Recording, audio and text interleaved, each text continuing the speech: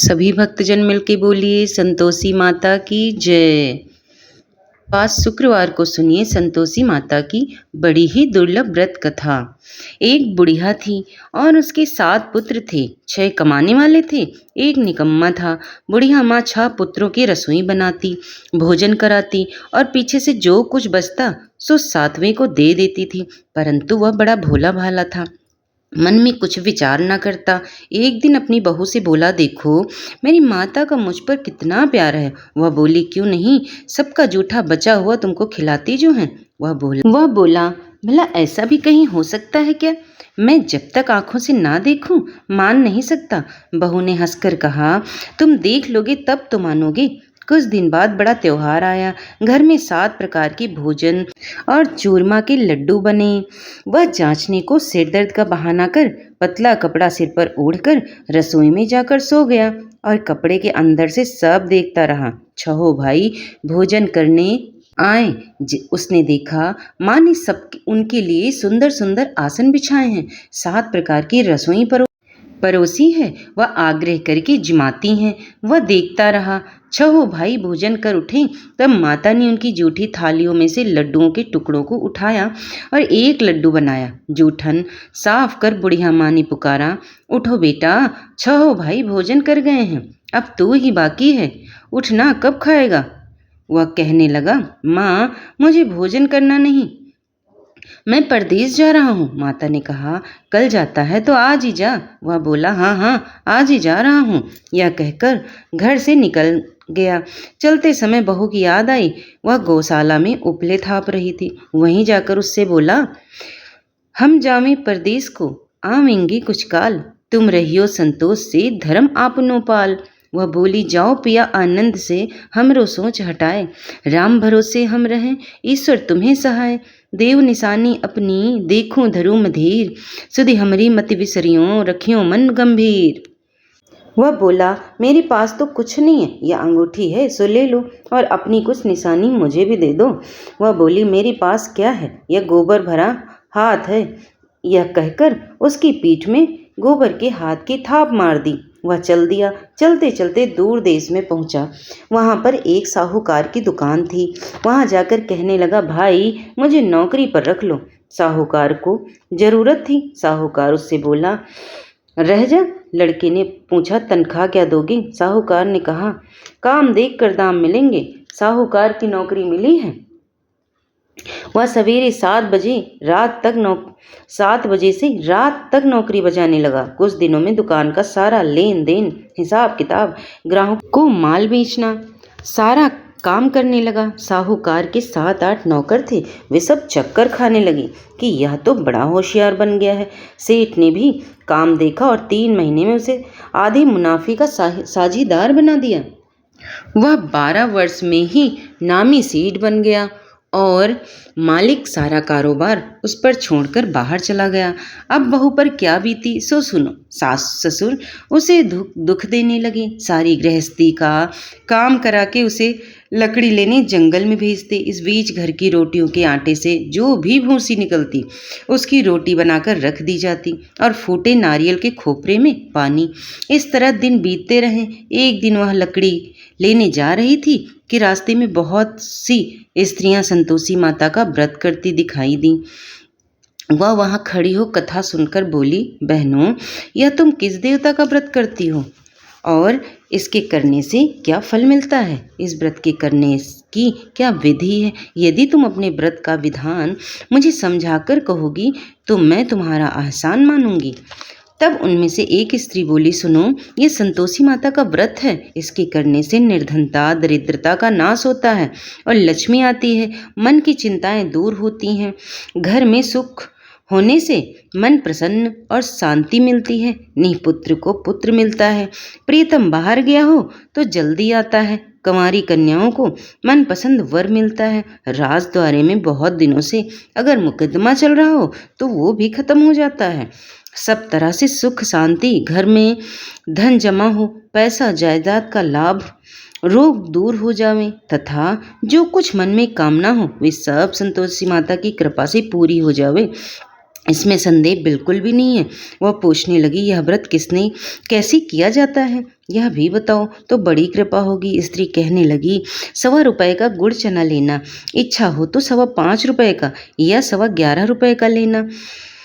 यह सहूलियत के अनुसार लेना, बिना परेशानी श्रद्धा प्रेम से जितना बन सके सवाया लगाना। 1.25 रुपये से 5.25 रुपये तक, इससे भी ज़्यादा शक्ति और भक्ति के अनुसार लें। हर शुक्रवार को निराहार रहे, कथा कहना सुनना, इसके बीच क्रम कभी न टूटे। लगातार नियम पालन करना। सुनने वाला कोई ना मिले तो घी का दीपक जला उसके आगे जल के पात्र को रख कथा कहना, परंतु नियम ना टूटे। जब यह कार्य सिद्धि ना हो, नियम पालन करना और कार्य सिद्धि हो जाने पर ही व्रत का उद्यापन करना। 3 मास में माता फल पूरा करती है। यदि किसी के खोटे ग्रह हों तो भी माता 1 वर्ष में अवश्य कार्य को सिद्धि करती है। कार्य सिद्धि होने पर ही उद्यापन करना चाहिए, बीच में नहीं उद्यापन करना चाहिए। उद्यापन में 2.5 सेर आटे का खाजा, इसी परिणाम से खीर तथा खाने का साग करना। 8 लड़कों को भोजन कराना। जहाँ तक मिले देवर जेठ भाई बंधु कुटुंब के लड़के लेना, ना मिले तो रिश्तेदारों और पड़ोसियों के बच्चों को बुलाना, उन्हें भोजन कराना। यथाशक्ति दक्षिणा दे माता का नियम पूरा करना। उस दिन घर में कोई खटाई न खावे। यह सुनकर बुढ़िया के लड़के की बहू चल दी। रास्ते में लकड़ी के बोझ को बेच दिया और उन पैसों से गुड़ चना ले माता के व्रत की तैयारी कर आगे चली। और सामने मंदिर देख पूछने लगी, यह मंदिर किसका है? सब कहने लगे, संतोषी माता का मंदिर है। यह सुन माता के मंदिर में जा माता के चरणों में लौटने लगी। दीनहीन होकर विनती करने लगी, माँ मैं निबट मूर्ख हूँ, व्रत के नियम कुछ नहीं जानती, मैं बहुत दुखी हूँ। हे माता, हे जगत जननी, मेरा दुख दूर करें, मैं तेरी शरण में हूँ माता, दया करें। यह शुक्रवार बीता। एक शुक्रवार बीता कि दूसरे शुक्रवार को ही इसके पति का पत्र आया और तीसरे को उसका भेजा हुआ पैसा भी आ पहुँचा। यह देखकर जेठानी मुँह सिकोड़ने लगी, इतने दिनों में पैसा आया, इसमें क्या बड़ाई है। लड़के ताने देने लगे, काकी के पास अब अन्न आने लगे, रुपया आने लगा, अब तो काकी की खातिर बढ़ेगी, अब तो काकी बुलाने से भी नहीं बोलेगी। बेचारी सरलता से कहती, भैया पत्र आवे रुपया आवे तो हम सबके लिए अच्छा है। ऐसा कहकर आंखों में आंसू भरकर संतोषी माता के मंदिर में आकर मातेश्वरी के चरणों में गिरकर रोने लगी। माँ, मैंने तुमसे पैसे नहीं मांगा, मुझे पैसे से क्या काम है, मुझे तो अपने सुहाग से काम है, मैं तो अपने स्वामी के दर्शन और सेवा मांगती हूँ। तब माता ने प्रसन्न होकर कहा, जा बेटी, तेरा स्वामी आएगा। यह सुन खुशी से बावली हो घर में जा काम करने लगी। अब संतोषी माँ विचार करने लगी, इस भोली पुत्री से मैंने कह तो दिया है तेरा पति आवेगा, पर आवेगा कहाँ से? वह तो स्वप्न में भी इसे याद नहीं करता, उसे याद दिलाना मुझे पड़ेगा। इस तरह माता बुढ़िया के बेटे के पास जा स्वप्न में प्रकट हो कहने लगी, साहूकार के बेटे, सोता है या जागता? वह बोला, माता सोता भी नहीं हूँ और जागता भी नहीं हूँ, बीच में ही हूँ, कहो क्या आज्ञा है?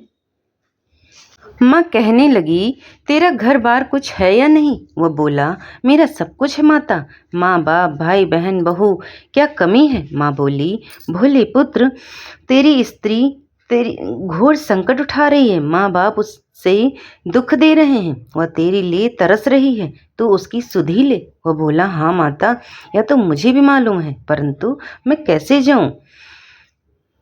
परदेश की बात है, लेन देन का कोई हिसाब नहीं है, कोई जाने का रास्ता नजर नहीं आता, कैसे चला जाऊं? माँ कहने लगी, मेरी बात मान, सवेरे नहा धोकर संतोषी माता का नाम ले, घी का दीपक जलाकर दंडवत कर दुकान पर जा बैठना। देखते देखते तेरे लेन देन सब कुछ चुक जाएगा, जमा माल बिक जाएगा, सांझ होते होते धन का ढेर लग जाएगा। वह सवेरे बहुत जल्दी उठ स्नान कर संतोषी माँ को दंडवत कर घी का दीपक जला दुकान पर जा बैठा। थोड़ी देर में वह क्या देखता है कि देने वाले रुपया लेकर आए हैं और लेने वाले हिसाब लेने लगे। कोठे में भरे सामानों के खरीदार नगद दाम में सौदा करने लगे। शाम तक धन का ढेर लग गया। माता का चमत्कार देख प्रसन्न हो मन में माता का नाम ले घर ले जाने के वास्ते गहना कपड़ा खरीदने लगा। वहाँ के काम से निपट वह घर को रवाना हुआ। वहाँ बहू बेचारी जंगल में लकड़ी लेने जाती तो लौटते वक्त माँ के मंदिर पर विश्राम करती। वह तो उसका रोज आना रुकने का स्थान था। दूर से धूल उड़ती देखकर वह माता से पूछती है, हे माता, ये धूल कैसी उड़ रही है? माँ कहती है, हे पुत्री, तेरा पति आ रहा है। अब तू ऐसा कर, लकड़ियों के 3 बोझ बना ले। एक नदी के किनारे रख, दूसरा मेरे मंदिर पर और तीसरा अपने सिर पर रख। तेरे पति को लकड़ी का गट्ठा देखकर मोह पैदा होगा।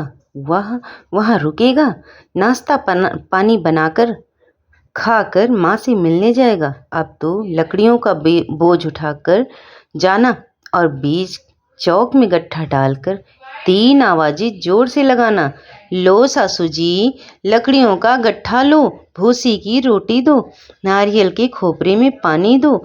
आज कौन मेहमान आया है? माँ की बात सुन बहू, बहुत अच्छा माता कहकर प्रसन्न हो लकड़ियों के 3 गट्ठे ले आई। एक नदी के तट पर, एक माता के मंदिर पर रखा। इतने में ही एक मुसाफिर आ पहुंचा।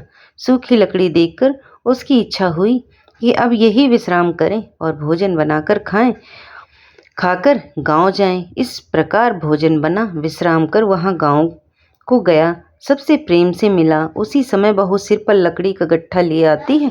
लकड़ी का भारी बोझ आंगन में डाल जोर से आवाज देती है, लो सासू जी, लकड़ी का गट्ठा लो, भूसी की रोटी दो, नारियल के खोपरे में पानी दो। आज कौन मेहमान आया है? यह सुनकर सास बाहर आकर अपने दिए हुए कष्टों को भुलाते हुए कहती है, बहू, ऐसा क्यों कहती है?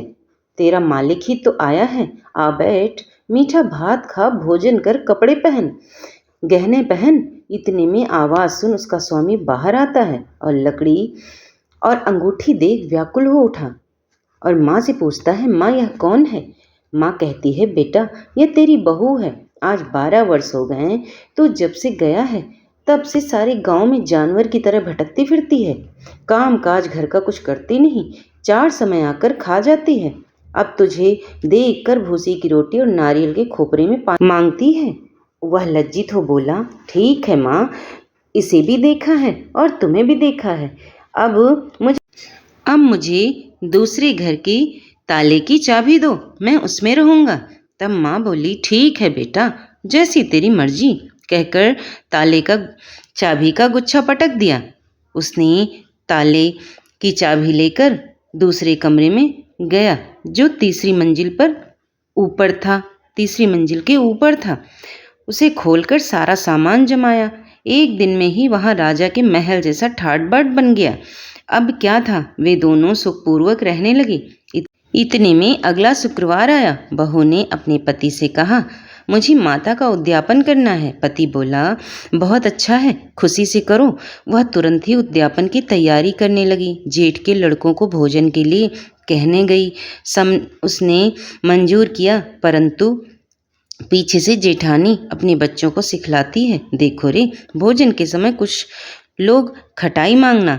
सब लोग खटाई मांगना, जिससे उसका उद्यापन पूरा ना हो। लड़के जीमने गए, खीर पेट भर कर खाई, परंतु याद आते ही कहने लगे, हमें तो कुछ खटाई खाना है, खीर हमें नहीं भाती है। देखकर अरुचि पैदा होती है। बहू कहने लगी, खटाई किसी को नहीं दी जाएगी, यह तो संतोषी माता का प्रसाद है। लड़के तुरंत उठ खड़े हुए, बोले, पैसे लाओ। भोली बहू कुछ जानती नहीं थी, सो उन्हें पैसे दे दिए। लड़के उसी समय जा करके इमली खाने लगे। यह देखकर बहू पर संतोषी माता ने कोप किया। राजा के दूत उसके पति को पकड़ कर ले गए। जेठ जेठानी मनमानी खोटे वचन कहने लगे। लूट लूट कर धन इकट्ठा कर लाया था, सो राजा के दूत पकड़ कर ले गए। अब सब मालूम पड़ जाएगा जब जेल की हवा खाएगा। बहू से यह वचन सहन नहीं हुए। रोती रोती माता के मंदिर गई। हे माता, तुमने यह क्या किया है? हंसाकर अब क्यों रुलाने लगी? माता बोली, पुत्री, तूने उद्यापन करके मेरा व्रत भंग किया है, इतनी जल्दी सब बातें भुला दी। वह कहने लगी, माता, भूली तो नहीं हूँ, ना कुछ अपराध किया है, मुझे तो लड़कों ने भूल में डाल दिया, मैंने भूल से उन्हें पैसे दे दिए, मुझे क्षमा कर दो मैया। माँ बोली, ऐसी भी कहीं भूल होती है? वह बोली, माँ मुझे माफ़ कर दो, मैं फिर से आपका उद्यापन करूँगी। माँ बोली, अब भूल मत करना। वह बोली, अब ना होगी। माँ अब बतलाओ, अब वह कैसे आवेंगे? माँ बोली, जा पुत्री, तेरा पति तुझे रास्ते में ही आता मिलेगा। वह घर को चली, राह में पति आता मिला। उसने पूछा, तुम कहाँ गए थे? तब वह कहने लगा, इतना धन कमाया है, उसका टैक्स राजा ने मांगा था, वह भरने गया था। वह प्रसन्न हो बोली, भला हुआ, अब घर चलो। कुछ दिन बाद फिर शुक्रवार आया। वह बोली, मुझे तो माता का उद्यापन करना है। पति ने कहा, करो करो, खुशी से करो। वह फिर से जेठ के लड़कों से भोजन करने को कहने गई। जेठानी ने तो एक दो बातें सुनाई और लड़कों को सिखा दिया कि तुम पहले ही खटाई मांगना। लड़के कहने लगे, हमें खीर नहीं भाती जी, बिगड़ता है, कुछ खटाई खाने को दो ना। वह बोली, खटाई खाने को नहीं मिलेगी, खाना हो तो खाओ। वह ब्राह्मणों के लड़कों को लाकर भोजन कराने लगी। यथाशक्ति दक्षिणा की जगह एक एक फल उन्हें दिया।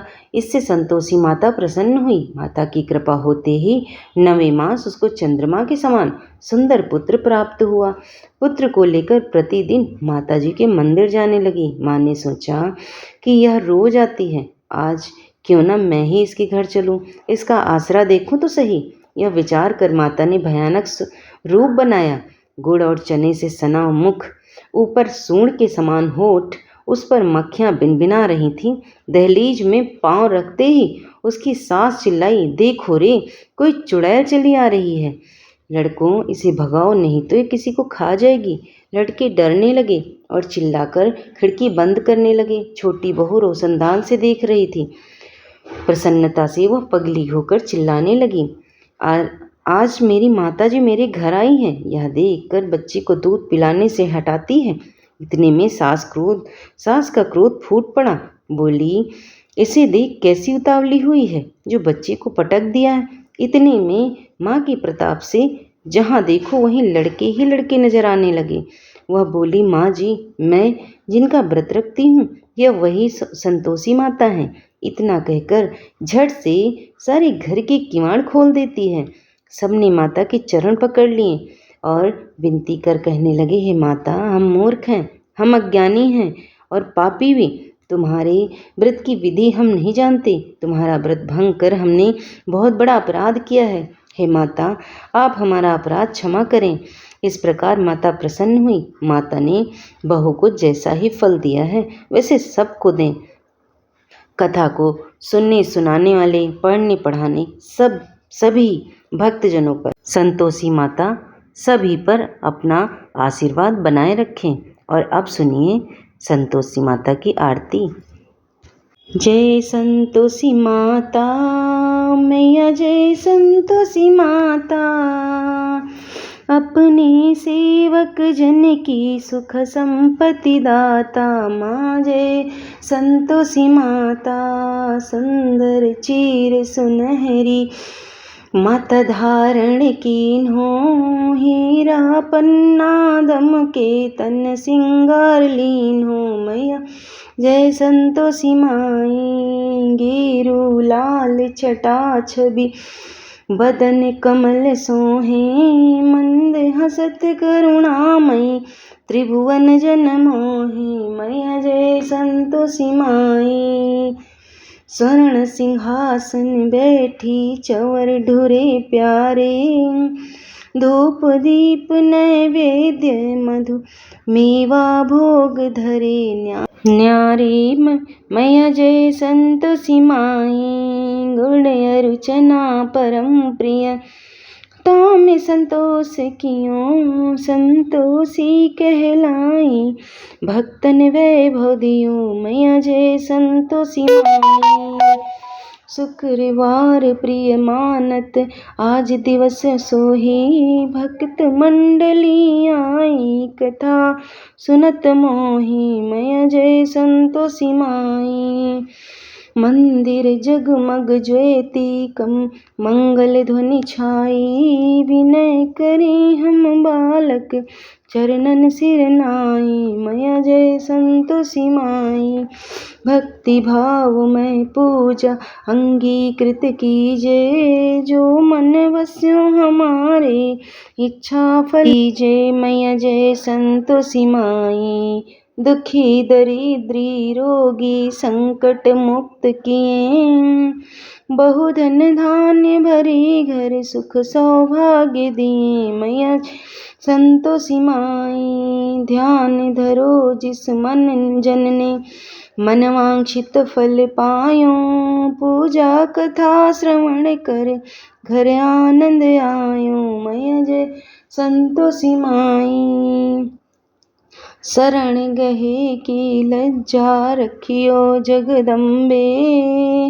संकट तुम ही निवारो दयामयी मांबे। माँ जय संतोषी माई, शरण संतोषी माँ की आरती जो कोई नर गावे। रिद्धि सिद्धि सुख संपत्ति जी भर के भक्त जन पावे। मैया जय संतोषी माई, मैया संतोषी माई। तो प्रिय भक्तजनों, कथा पसंद आई है तो प्लीज़ चैनल को लाइक शेयर सब्सक्राइब कर लें। धन्यवाद।